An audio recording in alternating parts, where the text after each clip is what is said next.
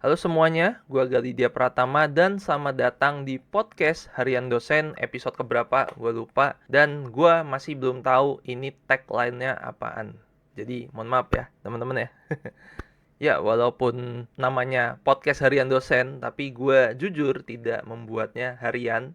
Lebih tepatnya gue bikinnya ketika gue itu gabut ya. Nah, di hari ini tanggal 5 April 2026, gue lagi scroll-scroll medsos dan tiba-tiba di timeline, mau di Instagram, mau di TikTok, mau di X, terus dari teman-teman gue dan mahasiswa gue itu pada rame soal IGRS gitu. Lebih tepatnya rada ngehujat ya gitu. Mungkin gua sebagai akademisi dan cukup nyemplung juga di industri, gua mau bahas apa itu IGRS dan harapannya gue bisa ngasih saran lah untuk kedepannya gimana gitu. Ya mungkin di awal gua kenalin dulu apa itu IGRS ya, dari websitenya itu igrs.id. Mungkin lu pada bisa nyari ya di situ. Nah, singkatnya dari about-nya itu IGRS atau Indonesia Game Rating System itu adalah public service dari Komdigi untuk mewujudkan penyelenggaraan sistem dan transaksi elektronik yang aman, bisa diandalkan dan bertanggung jawab khususnya ke game. Dan klasifikasi gamenya ini dilakukan berdasarkan Peraturan Menteri Komunikasi dan Informatika nomor 2 tahun 2024 tentang klasifikasi game. Terus dan ya yaping itu intinya singkatnya adalah untuk rating suatu game gitu. Ya gampangnya kayak umur lah, umur, kontennya ada apa aja. Dan ya yang kayak gini tuh udah biasa kita temuin. Ada ESRB yang udah lama banget gitu kan, dari tahun 90-an. Terus ada PEGI gitu, PEGI juga. Terus habis itu ada, kalau di Asia yang gue tahu, yang Jepang ada yang namanya Zero gitu. Nah itu lu pada coba apa namanya, mungkin ngulik-ngulik lah terkait si rating system ini gitu, biar lu ada gambaran terkait IGRS itu gimana. Terus habis itu, nah di sini dijelasin juga nih proses klasifikasi game dari IGRS. Tapi mohon maaf ya untuk Komdigi, ini websitenya sepi banget ya. Padahal ini adalah informasi penting ya. Mau ke konsumen, mau ke industri, mau ke developer, mau ke publisher, ini kurang banget gitu. Walaupun gue tahu pasti ada guideline-nya di sini. Nah, ini ada s.id panduan IGRS. Nah, di sini untuk proses klasifikasinya itu ada 5 step inti ya, ada 5. Yang pertama, penerbit game atau pengembang ya, developer sama atau publisher, itu dia ngedaftarin diri mereka akun ke website IGRS. Terus habis itu, yang kedua nih, masuk si developer, publisher itu kalau misalkan mau apa namanya, mau gamenya di rating itu perlu ngelakuin yang namanya self assessment. Jadi kayak ada checklist, terus si developer publisher itu nyentang-nyentang aja mana aja sih muatan konten dalam gamenya tuh apa aja. Baru abis itu ketika udah self assessment, nanti si temen-temen developer publisher itu nunggu dulu hasil verifikasi dari IGRS sebelum si ratingnya keluar gitu. Nah, abis beberapa waktu, ini nggak dijelasin ya, waktunya berapa lama. Walau apa namanya, gue jujur belum baca panduannya, gue cuman dari websitenya. Ini apa namanya, jadi lebih sekilas aja ya. Nah, abis itu, ketika hasilnya udah keluar, hasilnya dari IGRS, si developer atau publisher, kalau misalkan nggak setuju, itu mereka bisa ngajuin yang namanya sanggah atau banding lah. Siapa tahu misalkan game lu ini harusnya buat anak-anak gitu kan, buat anak-anak, tapi lu dikasih rating 18 plus. Jadi apa namanya, mereka itu si developer publisher itu bisa lah kayak, oh nggak bisa gini, ini game gue buat anak-anak nih, harusnya ratingnya segini karena muatannya nggak yang sebanyak itu dan nggak sesubstansial itu gitu kan. Jadi bisa lah, bisa seperti itu di websitenya ada tuh. Terus habis itu, yang kelima, kalau misalkan dari IGRS udah setuju, dari developer udah oke, nah si publisher atau developer itu bisa nih download sertifikat hasil klasifikasi. Nah, ya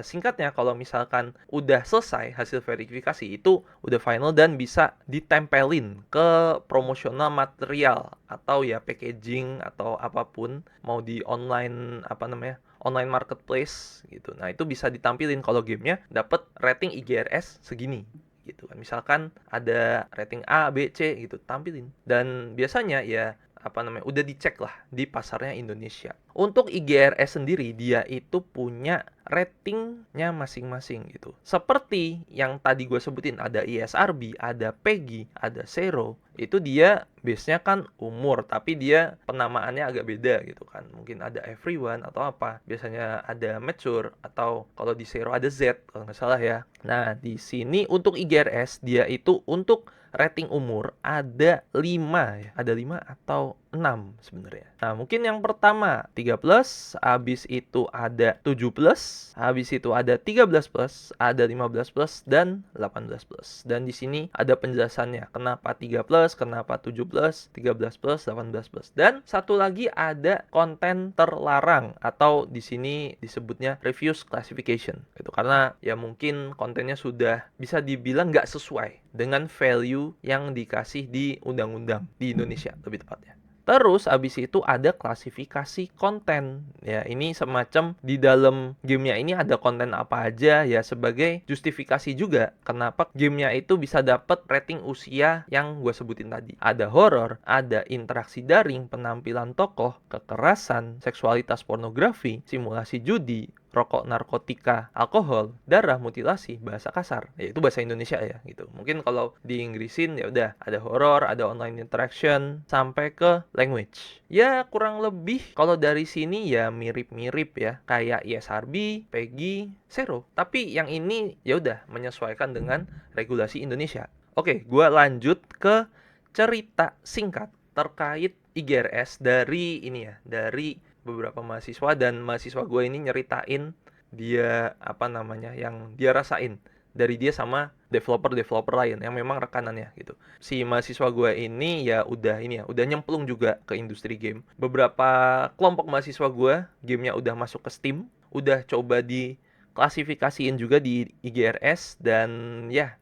case yang muncul sekarang ya kurang lebih nggak jauh dari apa yang mereka rasain. Ya singkatnya, mahasiswa gue itu bikin game yang dia itu kalau nggak salah temanya adalah social anxiety.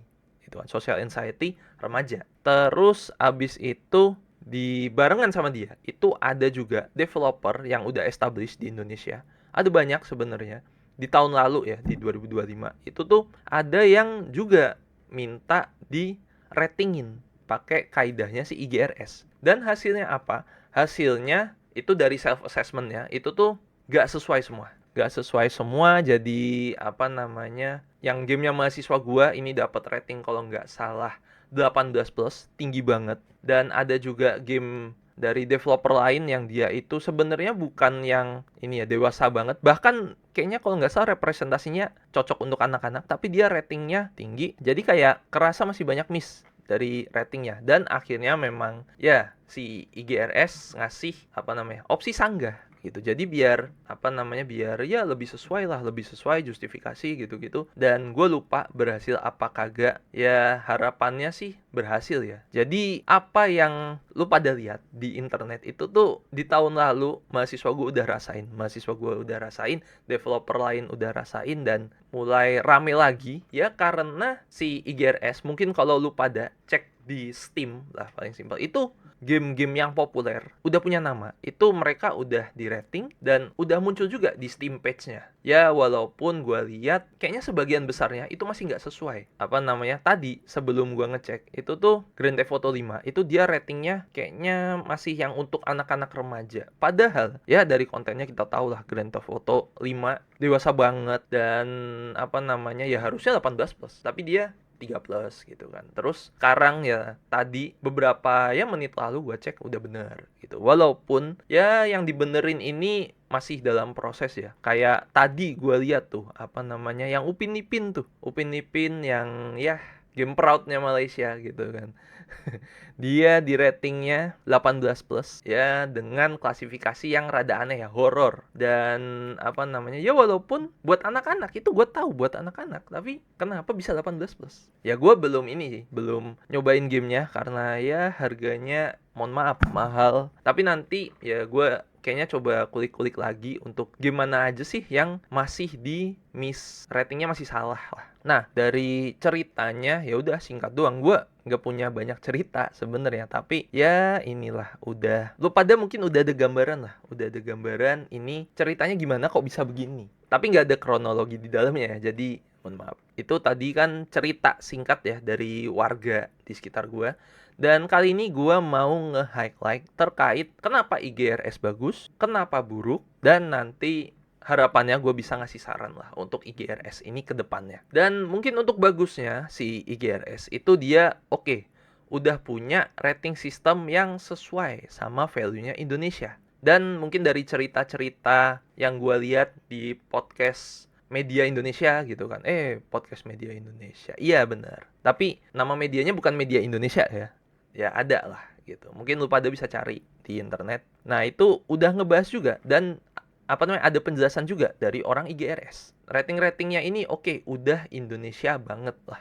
Ada 3 plus, 5 plus, 7 plus, 5 plus, 3 plus, 7 plus, 13 plus, 15, 18. Itu tuh menurut gua udah oke ya. Udah oke aja, bukan yang bagus banget buat Indonesia gitu kan. Ya minimal udah ada gitu kan. Jadi kita itu ya udah apa namanya, mungkin ini langkah kita untuk mandiri ya di Indonesia, nggak perlu bergantung gitu kan, nggak perlu bergantung ke luar juga. Ya kayaknya setiap negara ada sih, tapi yang memang rame ya udah kayak IRCRB, PEGI, Sero. Kayaknya Australia ada, tapi gue ini ya belum ngulik lebih. Oke, itu bagusnya itu doang ya, bagusnya itu doang, udah ada sistemnya. Tapi apakah dengan ada sistemnya itu bagus? Nah, kita masuk ke buruknya menurut gua. Nah, untuk buruknya itu ya tadi dari cerita mahasiswa gua, itu masih rawan banget miss. Game misalkan nih kayak tadi, game mahasiswa gua itu remaja banget, social anxiety, tiba-tiba ratingnya setelah self assessment 18 plus. Tinggi banget. Padahal tidak yang se-adult itu gitu.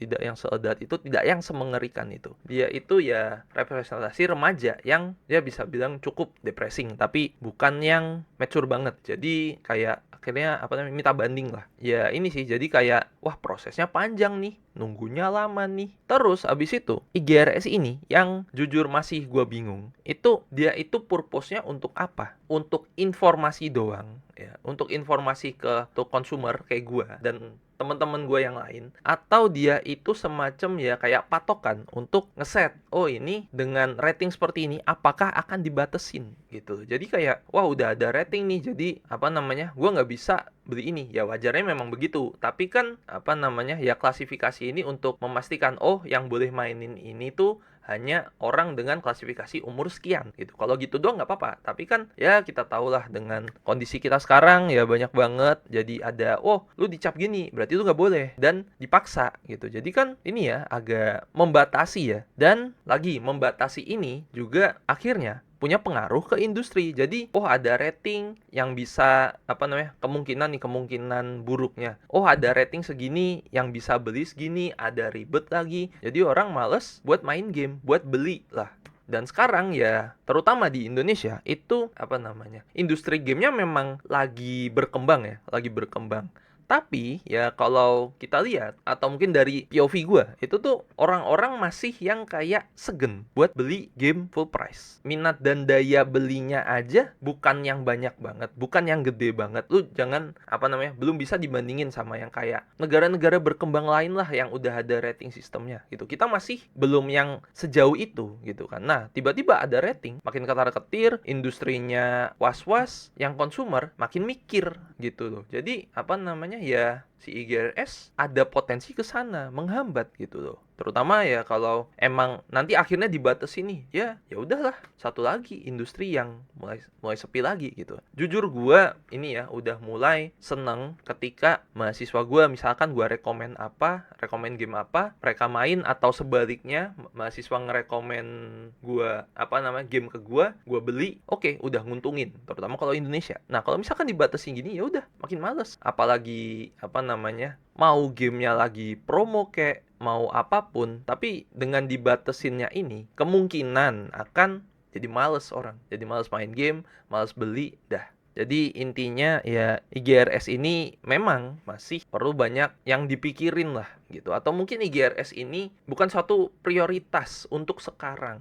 Toh juga sekarang jujur aja masih ada ESRB, ada PEGI, ada Zero yang ya udah lebih established. 3 rating system ini dia kan muncul karena si industri gamenya dan ekosistemnya itu udah established. Jadi perlu ada rating gitu kan. Mungkin kalau lu pada inget nih, ESRB itu kan udah ada dari tahun 90-an ya. Itu kalau nggak salah ya muncul karena industri gamenya udah rame, ada concern game yang bawa elemen terlalu dewasa. Lebih tepatnya Mortal Kombat ya, gue sebut. Gue inget banget itu Mortal Kombat yang bikin ESRB itu muncul. Ya karena ya lu tahu sendiri Mortal Kombat begitulah violence-nya. Jadi wajar kalau misalkan ESRB itu muncul karena ada concern-nya. Tapi kalau di Indonesia, concern-nya apa? Kita aja main game bukan yang sering, apalagi kalau anak-anak main game aja kadang masih dicap jelek ya. Itu terutama kalau gue masih ke sekolah-sekolah atau mungkin ke keluarga besar gue, itu ada yang main game terus orang tuanya ngomel. Dari situ aja jadi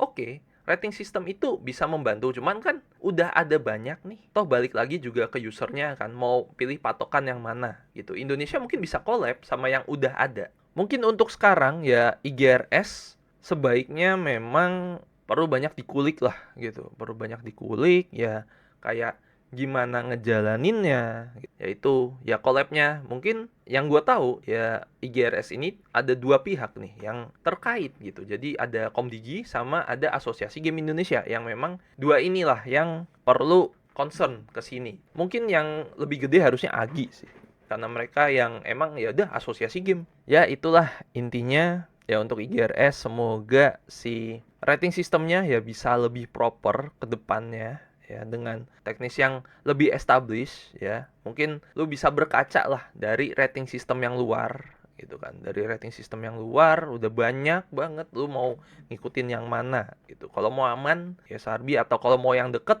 Zero Jepang. Tapi nanti jadi excuse lagi nih, oh ada perjalanan ke luar negeri, keluarin duit lagi, nanti disalahin lagi, efisiensi lagi, kena lagi ke game. Nyebelin memang. Tapi yaudah ya, apapun yang terjadi buat lu pada ini, gue harap bisa mengeducate ya terkait IGRS ini. Ya gue emang sebagai gamer juga ini ya agak kesel ya, karena gamenya ada mismatch, misrating gitu-gitu. Takutnya ya tadi gue ya cuman berusaha menyampaikan concern ya sebagai gamer dan sebagai akademisi juga yang yang biasanya ngebantu juga mahasiswa untuk ngide game mereka gimana gitu. Ya jujur, mahasiswa itu kalau misalkan mau bikin game itu atau ngedesain lah lebih tepatnya, mereka itu cukup sering lari ke gue gitu kan. Harusnya gimana. Dan beberapa mahasiswa gue memang yang dia itu idenya out of the box ya. Out of the box, dewasa banget. Jadi ya wajar akan dapat rating yang mungkin tinggi. Tapi kan kalau dengan adanya IGRS kan pertimbangannya makin banyak ya. Idenya jadi ketahan. Terus kalau misalkan apes-apesnya si IGRS ini ngelimit untuk penjualan, ya udah bermasalah lagi kita. Oke, gitu aja dari gue.